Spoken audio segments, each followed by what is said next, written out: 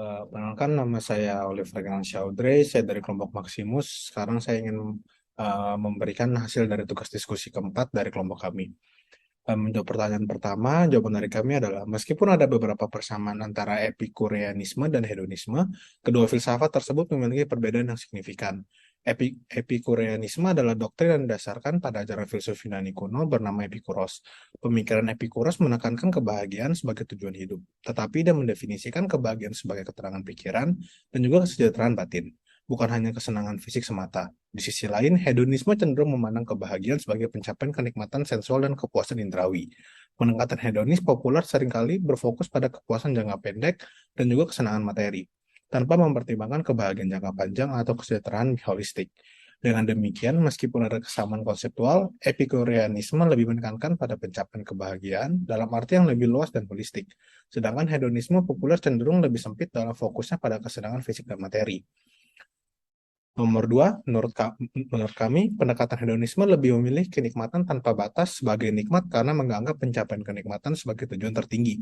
Sedangkan dalam pandangan eudaimonia, kenikmatan tanpa batas mungkin tidak dianggap sebagai nikmat yang sejati, karena kehidupan yang memuaskan dan berarti melibatkan aspek-aspek yang lebih luas daripada hanya kenikmatan semata.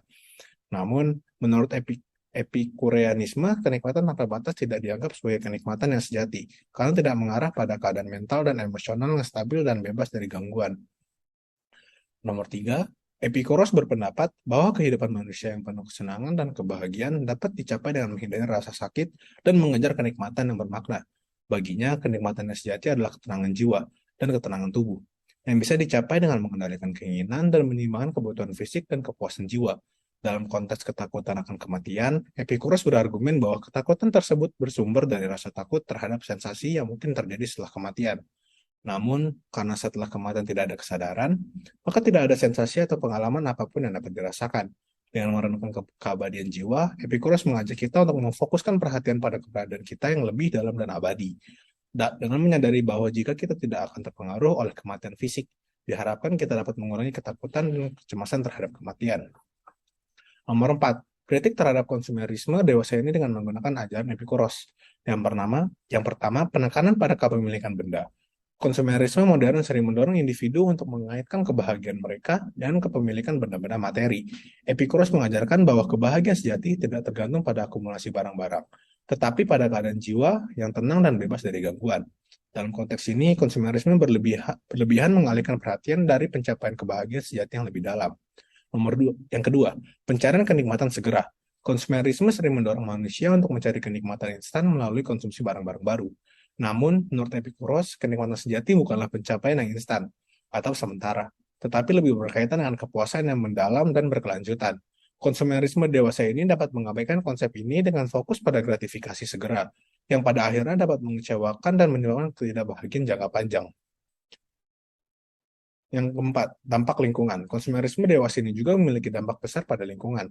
Dorongan untuk terus menghasilkan dan mengkonsumsi barang-barang baru menyebabkan eksploitasi sumber daya alam yang tidak berkelanjutan.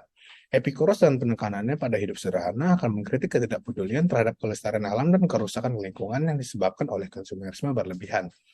Yang terakhir adalah ketidakpuasan dan kecanduan. Konsumerisme modern seringkali menyebabkan masyarakat terjebak dalam siklus ketidakpuasan dan kecanduan. Terus-menerus mencari kepuasan melalui konsumsi barang-barang baru dapat menghasilkan kecanduan dan ketergantungan. Epikuros menekankan pentingnya membebaskan diri dari keterikatan dan mengendalikan keinginan yang tidak perlu. Dalam rangka mengkritik konsumerisme dewasa ini dengan ajaran Epikuros, penting bagi kita untuk lebih mempertimbangkan pentingnya hidup sederhana. Sekian dari kelompok kami mengenai tugas diskusi keempat. Terima kasih.